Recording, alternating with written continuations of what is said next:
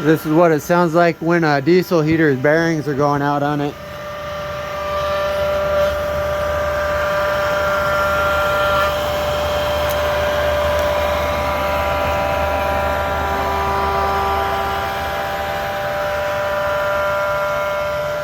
So last year when I was out here in the motorhome, I changed the bearings on my other diesel heater, and I had never edited that video, but I'll edit it and upload it here so you guys can see how to do that. It's kind of tricky, not that easy, but it's doable. And once it's done, it's you got nice high quality Japanese bearings in there, and you won't have this problem.